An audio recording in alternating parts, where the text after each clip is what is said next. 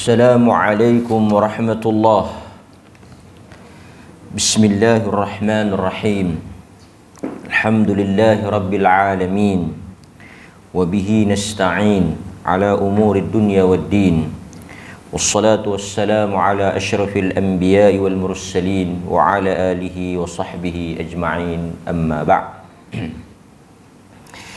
Hadirin mukminin, tuan-tuan muslimin muslimat, para jemaah sekalian, kita bersyukur kerana hari ini kita diizinkan oleh Allah sekali lagi untuk menyambung kembali tadabbur ayat-ayat pilihan daripada surah-surah pilihan, dan kali ini kita akan menghabiskan insya-Allah tadabbur ayat-ayat daripada suratul Jumu'ah, ayat-ayat daripada surah Al-Jumu'ah, iaitu bermula pada ayat yang ke-9, 10 dan akhirnya ayat yang ke-11.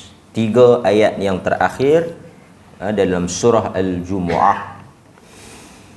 A'udzu billahi minasyaitonir rajim. Bismillahirrahmanirrahim. Allah Subhanahu wa taala berfirman dalam surah Al-Jumu'ah ayat 9, Ya ayyuhalladzina amanu idza nudiya lis-salati min yaumil jumu'ah fas'au ila dzikrillah wa dharul bay' dzalikum khairul lakum in kuntum ta'lamun. Itu ayat yang ke-9.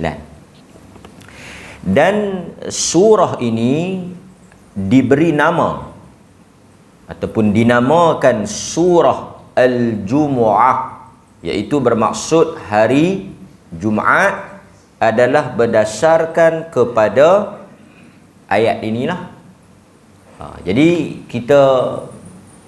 saya ingat dah maklum penamaan surah-surah ini diambil daripada ayat-ayat ataupun cerita-cerita yang ada di dalam surah itu.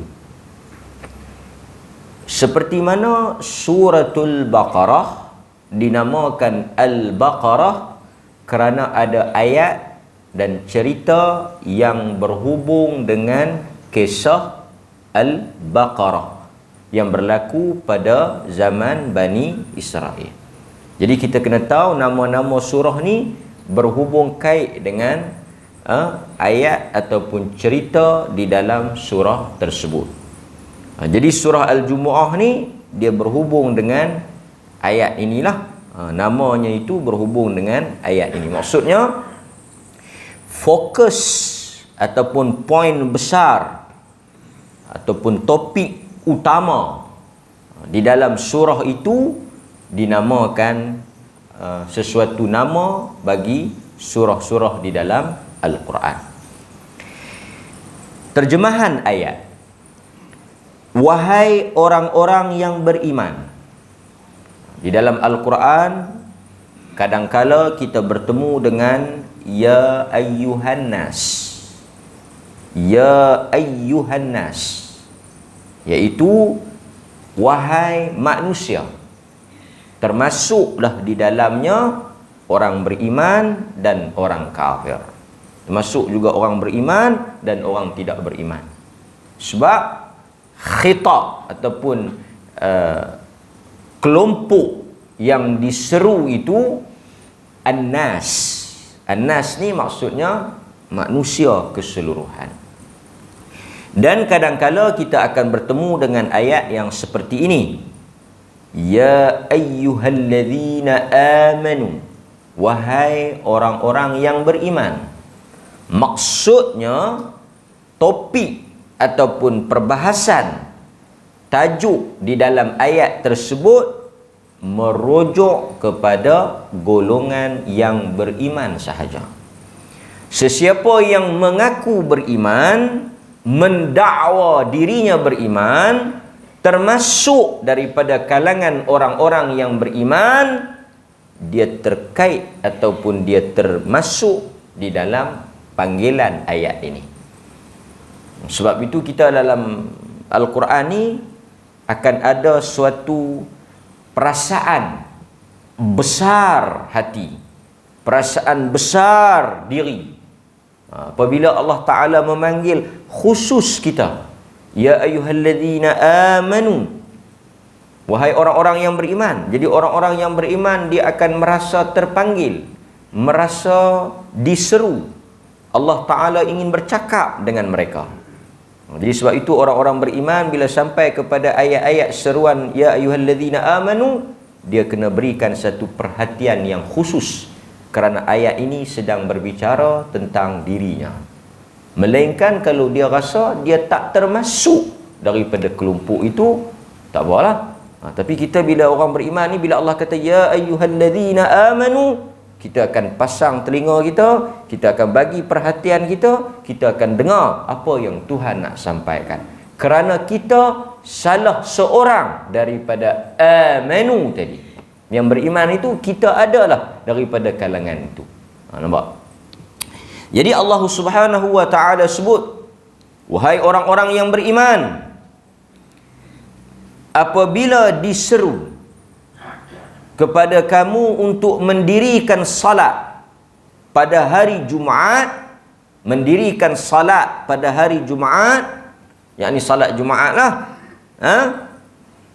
fas'au, bersegeralah kamu.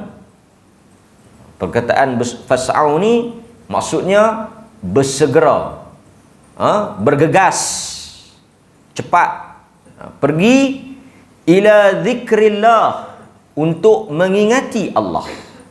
Ini untuk mengingati Allah. Bila diserukan, maksud diserukan di sini apa dia? Azan. Sebab itu azan seruan memanggil kita untuk mendirikan salat. Azan itu panggilan untuk mendirikan sembahyang. Allah Ta'ala panggil untuk kita mari salat. Sebab itu Nabi SAW sebut, man sami'an nida, sesiapa yang mendengar seruan nida, azan lah maksud dia tu. Siapa yang dengar bang, apa dia kena buat? Falam ya'tihi, dia kena mari. Sebab kalau dia tak mari, dia dengar azan, dia tak mai, fala salata lahu, maka tidak ada sembahyang bagi dia. Tidak ada di situ, para ulama berbeza pendapat. Tak sah ke? Maksud kalau dia sembahyang di rumah tak sah. Siapa yang dengar azan kemudian tak ada uzur, tak ada sebab, dia tak mai, maka fala salata lahu, tak ada sembahyang, tak sah. Ada yang kata salat tu sah tapi tak ada pahala, sembahyang tu sah tapi tak ada pahala. Ada pandangan kata salat itu sah, ada pahala tapi tak sempurna, kerana salat di masjid sunat muakkad pada pandangan sebahagian mazhab. Jadi dia kata boleh juga nak salat di rumah, tapi di masjid itu lebih afdal. Kan? Okey, tapi dalam hadis ni, dalam ayat ni juga dia kata bila kamu dengar azan hari Jumaat, mari segera ingat Allah. Dan kita jumpa banyak hadis tentang penekanan salatul jamaah, sembahyang berjamaah. Dalam hadis yang masyhur Abdullah bin Ummi Maktum yang buta tu kan, yang dia tanya Nabi tu kan, dia tak ada orang nak pimpin dia, tak ada orang nak tuntun dia, bawa dia, guide dia mari ke masjid. Kemudian Nabi bagi keuzuran lah, oleh kerana dia tak nampak, dia boleh duduk di rumah, dia salat. Kan? Maksudnya yang nampak tu kena mai lah, yang nampak kena mai. Tapi dalam riwayat tu juga sebut, Nabi tanya dengar tak azan? Dia kata dia dengar. Kalau dengar kau kena mari juga. Kemudian para ulama bincang, laungan azan ni yang mana yang wajib mari? Yang wajib kena mai ni siapa dia? Mereka yang dengar lah. Maksudnya yang tak dengar tu tak termasuk dalam kewajipan tersebut. Sehingga akan mereka rincikan, haluskan lagi perbincangan tu. Macam selalu kita bincang tu, azan yang bagaimana yang dikatakan wajib. Maksud dia, azan, maksud kalau tuan-tuan duduk dekat-dekat ni, yang azan original, yang tak pakai mikrofon. Tak ada mikrofon, dia azan. Dengar. Yang dengar original tu, dari kawasan tu, yang tu kena pergi. Tak ada alasan, tak boleh pergi. Ada yang kata tak kira lah pakai mikrofon ke, suara original ke, apa ke, kalau dia dengar, dia kena mai. Nampak? Ini satu penekanan daripada Nabi sallallahu alaihi wasallam. Okey, tak apa. Itu soal salat jamaah. Kita sekarang ni fokus salat Jumu'ah. Salat Jumaat. Bersegeralah kamu semua mengingati Allah. Wadharul bai', dan hendaklah kamu semua meninggalkan jual. Al-bai', jual. Jual belilah, perniagaan. Tinggalkan jual beli. Sekejap lagi kita syarah. Ini terjemahan dulu, terjemah dulu. Nanti kita tadabbur. Dzalikum khairul lakum, sesungguhnya perbuatan itu, mengingati Allah dan meninggalkan jual beli ketika hari Jumaat, ketika diserukan waktu sembahyang Jumaat itu adalah sesuatu yang baik bagi kamu. Dari sudut dunianya, akhiratnya, jika kamu daripada kalangan orang-orang yang mengetahui. Okey. Ayat sebelum ini, pada ayat yang ke-8, kalau tuan-tuan tengok ayat yang ke-8, ayat yang ke-7, ayat sebelum ni 7 dengan 8, kalau kita tengok Allah Subhanahu wa taala sebut berhubung dengan sikap golongan Yahudi, termasuklah orang-orang kafir semualah. Tapi fokus 7 dengan 8 tu Yahudi. Dia ada munasabah dia. Dia ada, kata apa? Kaitan dia. Sikap orang Yahudi, kalau kita tengok, Allah Subhanahu wa taala sebut mereka ini kelompok yang mengutamakan dunia. Mereka ini mengutamakan dunia, dan mereka ini lari daripada mati. Satu, mereka ini bersikap hubbud dunya, cinta dunia. Bila cinta dunia, dia macam dua serangkai lah, bukan 3 serangkai, 2 serangkai. Bila manusia itu ada di dalam dirinya hubbud dunya, cintakan dunia, dalam masa yang sama, at the same time, pada waktu tu juga, dia akan ada penyakit yang kedua. Apa dia? Karahiyatul maut. Bila dia cinta dunia, dia sayang dunia, dia akan benci, takut untuk mati. Sayanglah nak tinggal harta benda ni, nak tinggal rumah, nak tinggal segala-gala yang dia miliki ni, dia sayang.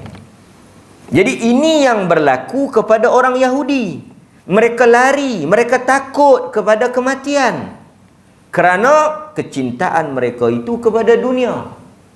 Dan Nabi sebut ini, nama dia apa ni? Tuan-tuan semua mesti dah tahu dah. Mesti ingat.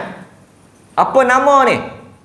Masa itu kita orang mengaji ni, orang yang ahlul masjid ni, orang masjid ni, alhamdulillah kita dah buang sifat ni lah, kan? Kita dah mula kikis. So, kita mari ke masjid ni salah satu bukti kita beriman. Apa penyakit ni? Penyakit cinta akan dunia, takutkan mati ni, dia ada nama penyakit ni. Penyakit ni tuan-tuan kena ingat, Nabi sebut penyakit. Nabi sebut dalam hadis tu penyakit. Penyakit bukan penyakit kita ni, penyakit umat-umat sebelum ni. Jadi tuan-tuan kalau tengok, tuan-tuan boleh kata, hang ni sehat tubuh badan. Hang ni memang sihat lah. Boleh jogging, boleh kabak bukit, sihat. Tapi hang ada satu penyakit. Aku telah dapat trace satu penyakit ke hang ni. Jadi hang kena pergi berobat. Penyakit apa? Penyakit apa? Nama dia wahan. Waw, ha, nun. Tulis. Waw, ha, nun. Wahan. Penyakit wahan. Apa dia ubat dia? Ubat dia mengaji. Wahan ni apa dia? Wahan ni lah. Wahan ni penyakit dia. Kan? Iaitu mencintai dunia, takut kepada mati. Nampak? Sebaliknya orang-orang beriman, dia tak takut mati. Dia tak takut mati sebab dia tahu tak boleh lari pada mati ni. Cuma dia takut apakah persiapan bekalan dia cukup. Itu yang kita takut. Kita takut yang tu. Kita takut kalau kita mati ni cukup tak bekalan kita, cukup tak persiapan kita. Itu yang kita bimbangkan, itu yang kita risaukan, itu yang kita duk fikir. Mati tu kita tak fikir, mati lari ke mana semua mati. Penyakit Covid ni pun kita pun Allahu Akbar kan. Segala makneka mai perlih. Manusia macam-macam, tapi kita tak kena penyakit. Alhamdulillah sampai sekarang kosong. Alhamdulillah. Alhamdulillah, syukur kita. Kan? Kalau nak kira kena, siapa-siapa boleh kena. Mati macam tu juga. Siapa-siapa boleh mati. Dan ada yang mati selain daripada Covid ni. Kita dah sebut Covid ni. Tuan-tuan jangan duk lupa. Banyak juga yang mati tak pasal Covid. Kan? Jadi saya nak ceritanya, orang beriman, Allah Ta'ala telah jelaskan dalam ayat ini supaya mereka berbeza dengan Yahudi, berbeza dengan orang-orang kafir yang mereka itu takut kepada kematian. Adapun kita bukan takut kepada mati tu, tapi kita bimbang tentang amalan kita. Itu yang pertama, kan? Okey. Dalam ayat ini juga menjadi dalil tentang wajibnya salat Jumaat kepada golongan yang diwajibkanlah, iaitu lelaki muslim yang sihat, yang bermukim, yang bukan bermusafir. Adalah syarat-syarat sah salat Jumaat itu. Tetapi ayat ini menjadi dalil wajibnya salat Jumaat. Nampak? Okey. Dan sedikit kita sebut Jumu'ah ni, nama hari itu Jumaat itu daripada perkataan jama'ah, daripada perkataan berhimpun. Perkataan al-Jumu'ah tu bermaksud berhimpun. Daripada asalnya berhimpun. Sebab kita tahu hari Jumaat ni kita diperintahkan untuk berkumpul di mana? Di masjid. Berhimpun di masjid, bukan berhimpun di kedai kopi. Kita mari ke masjid beramai-ramai setiap hari Jumaat. Ini rutin mingguan kita. Dan tuan-tuan kena ingat, penamaan hari Jumaat itu bermula pada zaman Nabi SAW. Hari itu memang dah ada. Jumaat tu dah ada hari tu. Tapi nama dia sebelumnya Arabah. Tu nama lama Jumaat. Kemudian Nabi mari, dia guna perkataan Jumu'ah. Ini dari sudut sejarah lah. Okey. Kemudian tuan-tuan, Allah Subhanahu wa taala juga sebut di sini, apabila diseru kepada kamu untuk menunaikan salat Jumaat, hendaklah kamu bersegera. Walaupun dia sebut perkataan fas'au, yakni bersegera, bergegas, tetapi tetaplah dalam keadaan yang ditetapkan, yang diperintahkan. Apa dia?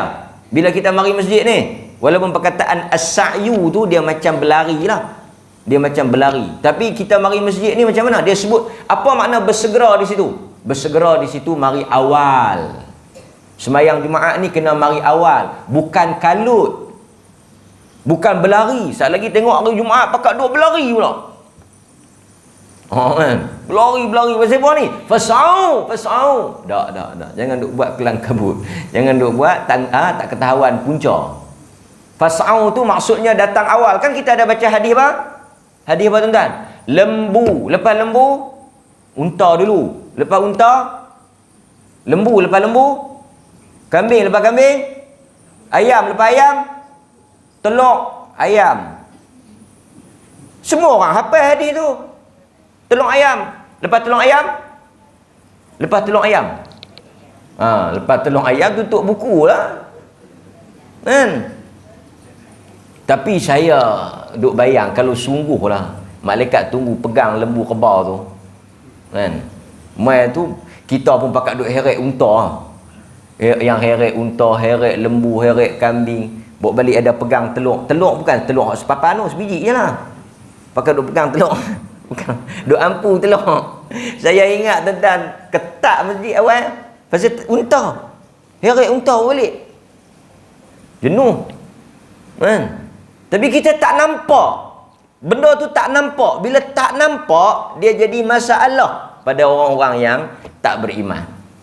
Dia kata mari awal pun sama, mari lewat pun sama. Tapi kita dalam COVID ni dia ada fit lain sikit lah. Fit lain sikit. Tak apa, itu isu lain. Tapi saya nak bagi tahu banyak. Sehingga malaikat tunggu di setiap pintu. Malaikat tunggu. Sekarang ni yang kita duk nampak duk tunggu pintu tu rela. Itu rela yang mari tengok nama kan. Rela pun cengeng pelik lah sehari dua ni kan. Jekah.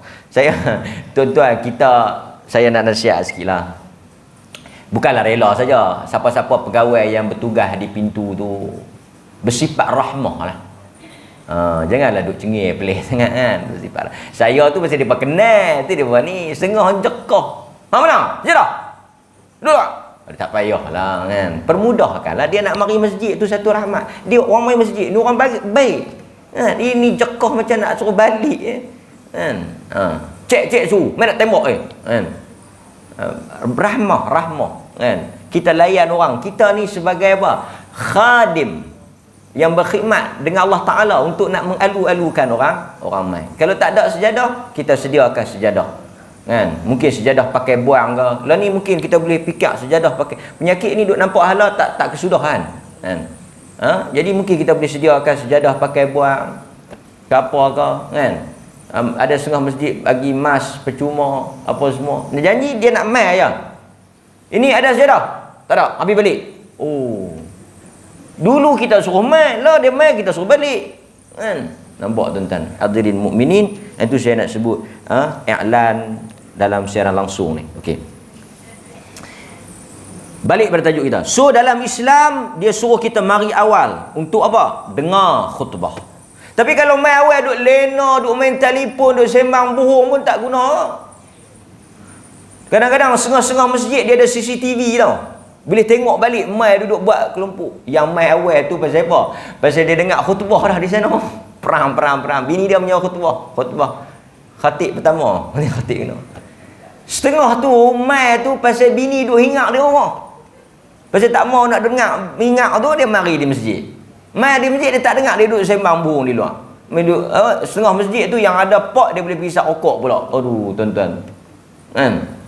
Mari awal ni untuk tujuan dia zikrullah. Mari salat tahiyatul masjid, salat intizar, salat nak tunggu khatib. Sebelum khatib naik kita boleh salat 2 rakaat. Sebanyak mana yang kita nak. Kalau kita tak mau kita boleh baca zikir ke, doa ke apa ke hari Jumaat. Bagus ya kerajaan pun bagi berhenti awal pukul 12. Kan? 12 setengah saya pun tak tahu. Kan? Mari awal untuk kita datang ke masjid. Nampak?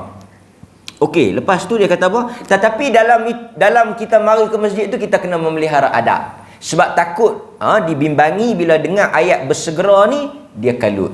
Jangan. Dalam hadis memang banyaklah, kita pun dah baca banyak dah larangan kalut ni. Lari mari masjid ni. Setengah tu ada kan. Kita duk berjalan dulu daripada dia mari potong tangkona. Dia lari sungguh. Kita pun tengok. Betul ada seorang belakang mai kat saya, dia kata, tak boleh lari Ustaz dah. Tak apalah, dia pergi lah. Mungkin dia nak apa? Nabi kata, alaikum bis-sakinah wal waqar. Nabi kata, jangan kalut. Alaikum bis-sakinah. Dalam tenang. Ada pula siapa tulis kata, orang masbuk ni paling tak guna. Astagfirullah. Mana boleh kata macam tu? Dalam hadis kan Nabi sebut tentang masbuk. Mari ke masjid alaikum bis-sakinah wal waqar. Nak mari ke masjid dalam keadaan tenang, jangan kalut. Kisahnya apa?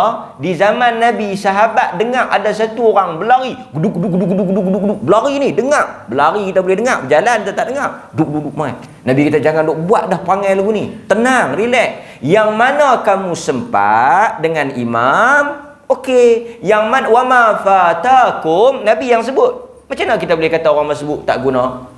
Masbuk bukan semua orang sengaja. Kadang-kadang ada hal, dia sakit perut, dia lapar, dia nak makan dulu. Kan Nabi kata, hatta kalau orang qamat, makanan dihidangkan, mungkin dia kena makan dulu. Maksudnya orang masbuk ni banyak sebab. Kita jangan duk jangan pandang buruk. Mungkin dia ada urusan, dia nak mari ke masjid, okey dah tu. Kan? Dia tahan daripada masbuk ni, hantar yang mai langsung pun tak apa. Tu dia. Kan? Mai takat nak dan salam dengan tu imam tak payah.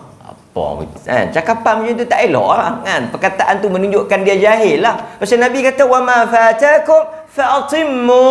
Yang mana kamu tak sempat, lepas tu kamu tambah. Itu ada hukum masbuk dengan muwafiq. Tidak kalau tak ada masbuk, pasal apa? Ada hukum tu. Kalau benda tu dibenci, cuma kita disuruh mari awal, disuruh bersegera, disuruh kita siap elok mari masjid. Tapi itu bukanlah bermaksud dibenci orang yang lewat ni. Tapi kalau saja tak ada apa, duk relax, setengah ada kedai-kedai, ada masjid yang ada kedai makan, duk bersembang. TI itu habis lama mana dah. Duk bersembang. Tak dengar khutbah. Tak dengar khutbah, duk bersembang di kedai tu, pasal kedai tu dekat dengan masjid. Kena bagi arahan juga kat masjid, kedai-kedai kat masjid ni tutup. Tutup, dia kata ustaz time yang waktu orang bang ni sakan sangat. Dia macam tu lah iblis. Mengai pun time bang yang nak menangkap sangat. Apa benda pun time bang tu yang nak menjadi sangat. Iblis. Okey. Dan satu lagi dia kata ustaz juga kata tadi kalau lapar makan dulu. Dia tak lapar makan dulu. Yang tadi sebelum bang tu hang duk buat apa kan? Orang kita keluarga cuba perhati. Saya bukanlah nak, tapi itu saya kena cakap juga lah kan. Cuba perhati tengok budaya masyarakat.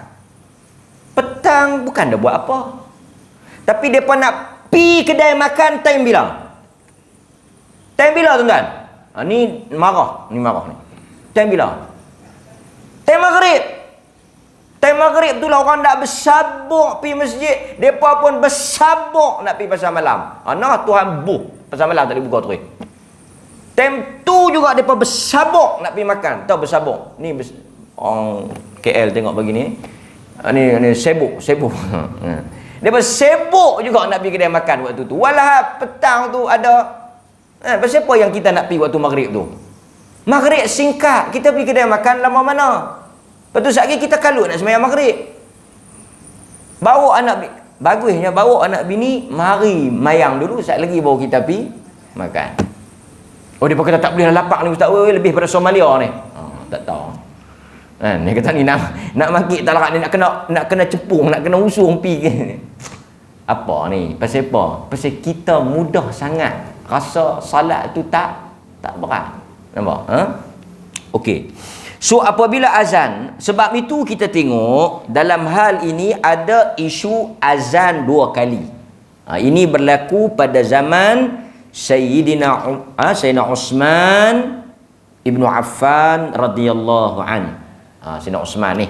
Ini semua orang tahu kan? Yang mana Sayyidina Uthman ni dia azan di pasar. Dia azan di pasar. Boleh tak boleh azan ni 2 kali ni? Disebut oleh para ulama fiqh boleh jika ada kemaslahatan.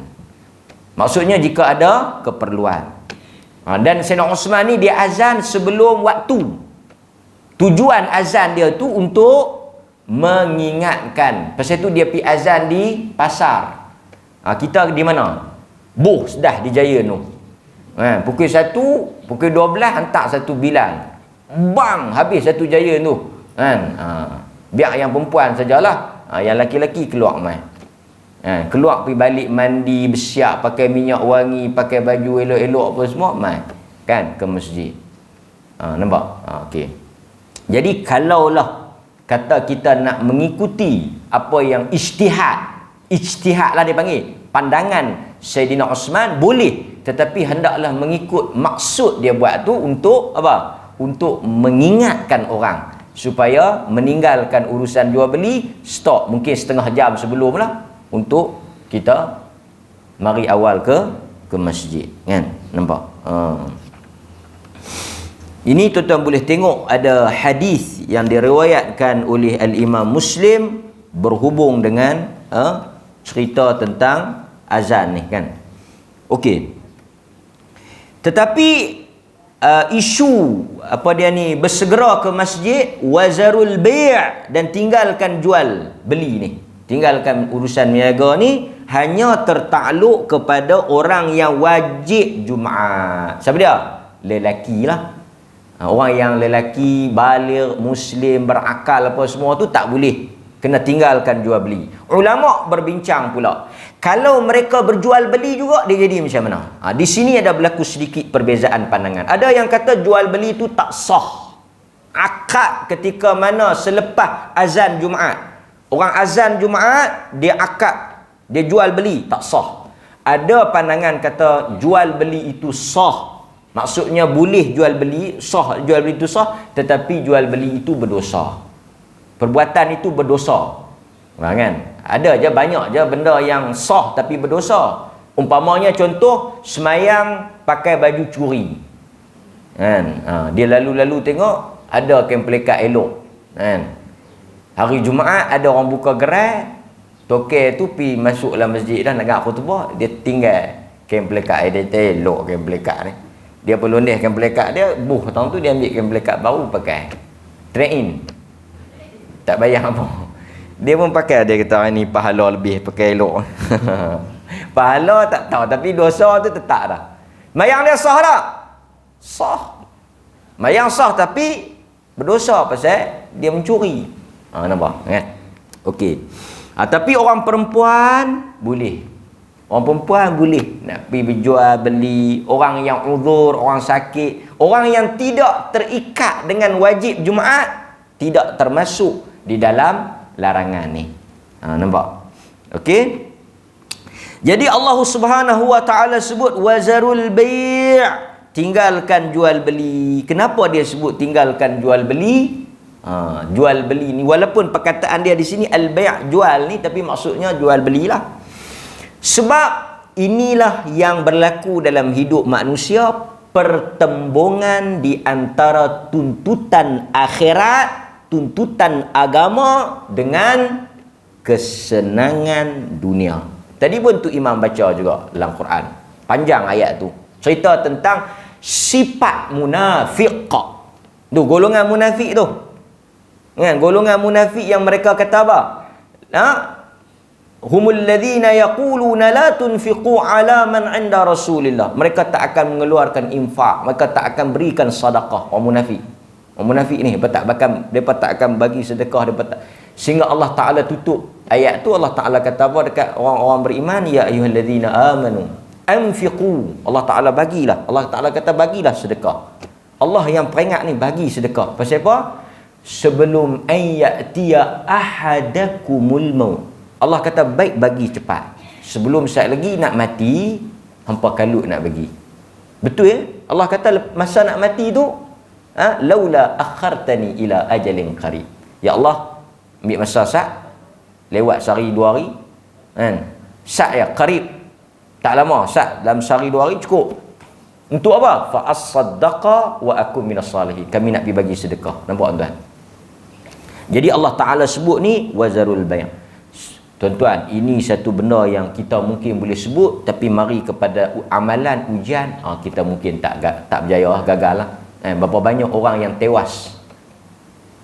Sebab tu kadang-kadang contoh kan, saya sebut tadi macam contoh semayang subuh. Semayang subuh ni, orang-orang meniaga, orang-orang yang terlibat dalam urusan jual beli ni, subuh ni dia kena keluar awal. Kan? Apa? Tangkap ikan ke, menoreh getah ke, orang kedai makan ke apa. Kan? Tapi sebenarnya kalau dia mari sembahyang subuh lagi, sebab urusan pagi ni berkat. Cuma saya nak sebutnya tuan-tuan, time-time yang kritikal ni seperti subuh maghrib ni, kita berhenti sat untuk salat. Kita nampak satu orang dalam duk goreng zakat. Goreng zakat ni waktu maghrib. Bapa berhenti sat. Orang yang nak makan pun suruh dia hampir semayang sat dulu. Kan. Isyak tak apa, goreng lah. Pasal isyak ni dia lewat sikit. Tapi maghrib tu kan, dia kata kalau saya pergi mayang 3 rakaat ni 4-5 pinggan kot entah ni, tak apalah, Allah Ta'ala nanti dia ganti kot lain kan. Tak kaya pun kita dengan 4-5 pinggan tu, nampak, tapi kita rasa rugi lah. Ini cabaran kita lah, nampak. Okey, kemudian Allah kata apa? Bukan Allah Ta'ala suruh kita tetap duk buat ibadat 24 jam. Allah kata fa idza qudiyatis salatu fantashiru fil ard. Pada ayat yang ke-10. Apabila dah selesai salat Jumaat, fantashiru fil ard. Pergilah kamu bertebaran di atas muka bumi Allah dan wabtaghu min fadlillah. Pergilah cari Allah. Wadhkurullaha katsira la'allakum tuflihun. Allah kata pergilah kamu. Ayat ni satu ayat rahmat bagi kita orang-orang beriman, orang Islam. Dalam sebahagian riwayat ada dia sebut, dia kata orang-orang Yahudi, orang-orang Kristian ni, bila mari hari besar mereka, dia agama ni macam ni ya. Agama ni tuan-tuan saya selalu sebut. Tuan-tuan ingat sampai bila-bila. Sebut ulama-ulama kita sebut banyaklah benda ni. Manusia ni dia antara 3 jenis. Satu yang tak semayang langsung, tak main Jumaat langsung. Yang ni memang kita nampak iblis lah berjaya tipu dia. Yang tak main Jumaat, yang cari makan sampai tak main Jumaat, iblis lah. Iblis. Satu lagi iblis juga, yang mayang sampai tak cari makan. Tak lebih iblis tak? Kan?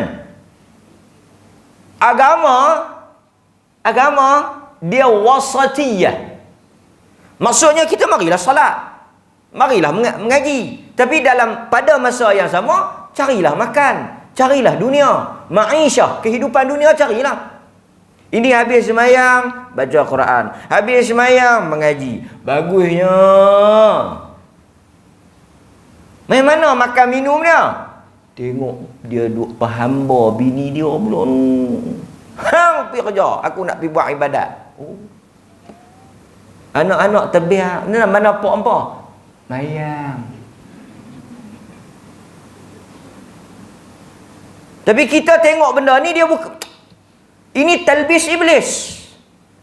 Sebab itu orang yang tidak buat ibadat langsung, mereka telah terkena dengan hasutan iblis.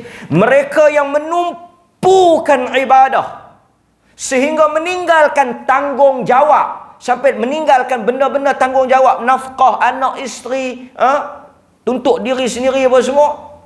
Yang ni pun sebenarnya kena juga tipu daya iblis. Dia masuk, tak apalah kalau dia jenis kaya, saya tak ada masalah dah ustaz. Kan? Duit dalam tabung haji pun beratus juta, tak apalah. Ini yang Tutup Imam, saya duduk mayang, ada RM20, beli berahat. Awak tak pergi kerja? Saya nak semayang. Tok Imam cari duit bagi kat saya nak semayang. Kan? Alih lah, pasal tu dia ada keseimbangan. Kan? Ada satu orang tua dia cerita kat saya, menantu dia tak tahu ikut ajaran apa, duduk dalam bilik tak keluar, duduk mayang. Lepas tu siapa bagi anak bini dia makan? Menantu dia ni duduk dalam bilik, duduk mayang, meratip. Jenis ajaran mana tak tahulah. Jenis ajaran selendang kuning apa malam ni. Lepas tu siapa bagi makan anak bini dia? Saya lah, pak mentua dia. Ini menantu hantu dia. Mana boleh tanggungjawab kita? Pasal tu Nabi kata kafa dakwah, tak payah duk menipu lah, tak payah duk guna agama. Kan? Nama kata dakwah ke apa ke, kan? Tinggal anak isteri berdosa. Pasal tu dia ada keseimbangan. Salat, time salat, time urusan kehidupan, keluar cari cari makan. Melainkan kita ni memang orang kaya, apa semua tumpulah pada ibadat. Allah kata apabila selesai, selesai kamu salat, pasal itu dalam ajaran Kristian ada yang tak buat langsung, ada yang melampau. Pasal itu kita kata tadi, kita bukan golongan pertama, bukan golongan yang kedua, kita golongan yang ketiga. Golongan yang berada pada pertengahan di antara melampau dengan bainal ghulu wal jafah, bainat tafriq wal ifrat. Dalam agama ni dia kata ifrat tafriq, ghulu jafah. Maksudnya di antara melampau buat ibadat sampai tak cara ke dunia dengan yang cari dunia sampai tak cara ke akhirat. Dua-dua tu kena talbis iblis. Kan? Okey, wallahu taala a'lam. Kemudian tuan-tuan hadirin mukminin, ayat ini menjelaskan ketika mana salat Jumaat sudah selesai, bererti kewajipan sudah selesai. Setelah daripada itu, kita diperintahkan oleh Allah Azza wa Jal untuk mencari kehidupan dunia. Allah Ta'ala juga sebut dalam Al-Quran, wabtaghi fima ataakallahu daral akhirah. Carilah apa yang Allah Ta'ala sediakan untuk akhirat. Wala tansa nasibaka minad dunya. Tapi jangan lupa bahagian kamu di dunia. Lepas itu ada orang nak semayang tak mau menikah kan? Betul lah, nak semayang tak mau menikah. Bukan nak menikah tak mau semayang kan? Nak semayang tak mau menikah. Yang satu kes ni duk kira nak menikah tak mau semayang. Nabi tegur tu kan? Nak puasa tak mau buka, nak mayang tak mau lena. Yang kita nak lena tak mau mayang kan? Nabi tegur, dua-dua Nabi tegur. Ustaz, dia ni lena tak mau semayang, yang ni semayang tak mau lena. Dua-dua Nabi tegur. Nampak? Okey. Lepas itu kita kata mayang 4 pun, mayang subuh lebih pun Nabi tegur, tak mayang pun tegur juga. Nampak? Okey. Dalam bab ini juga kita kena ingat bahawa ini juga satu anjuran dalam Islam. Apapun tuan-tuan, kita jangan tinggal masjid. Dalam hadis Nabi kata warajulun qalbuhu mu'allaq bil masajid. Kita pergi mana pun, urusan apa pun, berhenti. Saya baru ni berhenti sembahyang asar di Masjid Alwi. Berhenti sembahyang asar. Ini satu cerita menarik. Dan banyak saya tengok anak-anak muda bagus. Yang kurang bagus ni mungkin anak-anak tua. Anak-anak muda ni bagus. Saya berhenti, saya sembahyang asar di Masjid Alwi. Saya berhenti sembahyang. Saya lewat sikit masbuk lah. Lepas tu ada satu budak food panda. Food panda, dia pakai baju pink tu. Dia tunggu tepi. Dia tengok saya. Lepas tu habis salat, dia duduk tengok lagi. Kita pun tengok kot terkoyok apa tak kan. Dia kata ustaz ke? Ya, saya ustaz lah. Aku kata apa, ada aku order tak bayang ke apa. Dia kata saya duduk tengok kuliah ustaz ni. Tapi saya tak sempat nak main masjid lah, pasal saya duk hantar makanan ni. Tapi saya duk ikuti kuliah melalui live ni. Alhamdulillah. Kan? Saya puji dia dua benda lah. Satu, anak muda yang mengaji. Yang kedua, dalam kesibukan dia pergi hantar food panda tu, banyak kita duk tengok food panda ni berhenti semayang. Berhenti semayang di masjid. Ini kita pujilah. Anak muda, mudah-mudahan Tuhan berkat rezeki dia. Ada keinginan, bagus dia boleh kenal ustaz kan. Mujak dia tak tengok bukan Fatah Amin ke apa dah. Nampak? Okey, tapi saya nak cerita bagus. Warajulun qalbuhu mu'allaq. Depa hantar makanan, urusan depa duduk di masjid sembahyang ustaz. Saya depa hantar. Pasal tuan-tuan, banyak kita dengar juga food panda yang jenis-jenis delivery ni mati di atas jalan. Kan? Aksiden apa semua. Kan? Jadi sekurang-kurangnya dunia dia dapat, akhirat pun dia dapat. Kita yang tak panda ni, yang duduk elok di rumah ni, mai lah kan. Lebih pada panda pula. Okey. Dan yang terakhir kita tutup baliklah. Ayat yang terakhir, next week kita nak pindah surah lain pula. Kita perhabis sikit. Wa idza ra'au tijaratan aw lahwan faddu ilaiha wa tarakuka qa'ima. Allah kata, dan apabila mereka melihat perdagangan dan permainan. Ini ada cerita berlaku zaman Nabi. Apabila mereka melihat tijarah maksudnya perniagaan, au lahwan, permainan, mereka meninggalkan engkau dalam keadaan berdiri. Siapa dia ni? Ka di sini siapa dia ni? Ka, engkau tu Nabi dalam keadaan tengah duduk berdiri. Berdiri apa? Baca khutbah. Ceritanya masa Nabi tengah duduk baca khutbah, balik satu rombongan perdagangan daripada luar sampai di Madinah, tinggal Nabi tu. Tinggal Nabi. Macam kita pergi setengah-setengah masjid kan. Mangkit 2-3 orang. Mangkit pula 2-3 orang. Kita tanya pasal apa? Makanan sampai dah ustaz. Oh. Dia makanan sampai dah, dia mangkit. Tinggal ustaz. Dan depa meninggalkan Nabi dalam keadaan setengah berkhutbah. Yang tinggal duk dengar tu, saya tak tengok dalam riwayat tu, hanya beberapa orang yang istiqamah dengar. Allah tegur, Allah kata apa? Kul ma indallahi khairun minal lahwi wa minat tijarah. Allah kata, apakah yang lebih baik? Katakan kepada mereka, wahai Muhammad, sesungguhnya apakah yang lebih baik, sama ada permainan, perniagaan, ataupun pahala yang Allah sediakan di sisi Allah. Sesungguhnya Allah lah sebaik-baik pemberi rezeki. Diriwayatkan dalam sebuah hadis. Kita baca hadis ni dan kita tangguh insya-Allah. Seorang sahabat, Jabir bin Abdullah, dia kata tak kala Nabi SAW berkhutbah di kota Madinah, ketika itu sedang dilanda musim ataupun ujian kelaparan. Masa tu berlaku kelaparan dan kenaikan harga di Madinah. Ada musibah. Tiba-tiba datanglah Dihyah Al-Kalbi. Siapa dia Dihyah ni? Salah seorang sahabat Nabi yang terkenal dengan kesegakan dia. Yang mana malaikat pun menyerupai Dihyah Al-Kalbi ni. Dia datang daripada Syam membawa gandum dan barang-barang dagangan. Nampak? Sebab itu masjid ni pun jaga-jaga. Dia berdekatan dengan Eko RM2. Itu pun ujian juga tu. Eko ni lebih bahaya. Masjid kalau kita masuk, kita jumpa jalan keluar. Kedai RM2 tu kalau kita masuk, kita kena suruh siapa-siapa tunggu di luar. Takut tak jumpa pintu. Dihyah Al-Kalbi ni dia bawa gandum, dia bawa barang-barang. Dan bila dia sampai di Madinah, orang dengar dia balik, orang dengar dia mari. Mangkit, pakak mangkit habis yang duduk dalam masjid tu. Tinggal Nabi SAW sedang berkhutbah. Dan beramai-ramai pergi. Lapar, tak salah ke mereka juga lah. Lapar. Dengar bawa balik makanan, tinggal habis. Tu yang saya kata di masjid Guak Gajah tu. Kan? Kalau ada makanan, kita jangan announce sebelum sembahyang. Sat lagi dia tak khusyuk. Satu dia pun bikak makanan apa. Yang kedua, isat lagi kalau aku lambat bagi salam, isat lagi habis tak dan beda aku. Setengah tu bagi salam wajib lah. Assalamualaikum. Patok pergi ambil lah.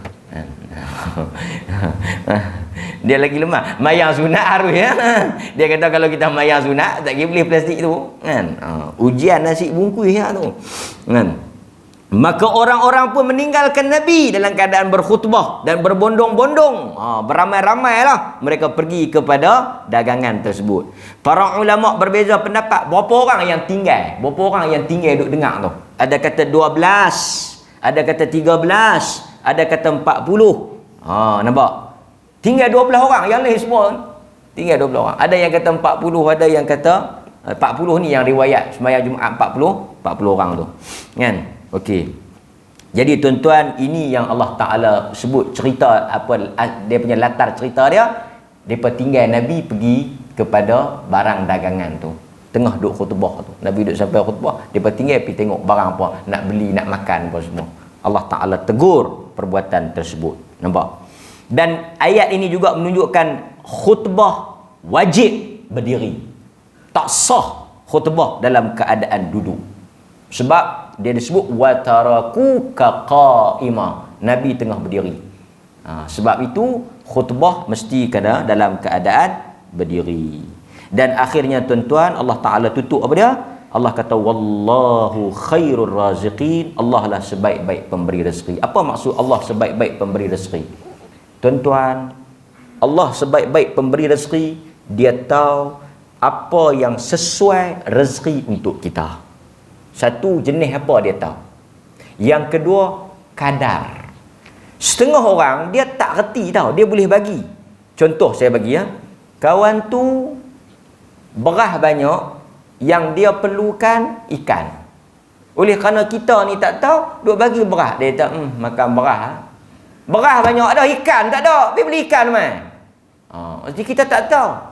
Lepas tu kita tak tahu banyak mana dia perlu. Ada yang perlu banyak, kita bagi sikit. Ada yang perlu sikit, kita bagi banyak. kita ni banyak kelemahan. Pasal tu tak payah petikailah jabat Baitul Mal ke apa ke. Semua manusia ada kekurangan. Depa ni duk bagi puak-puak tu, kau ni bagi minyak, kau ni bagi minyak, semua bagi minyak, jadi orang minyak kami.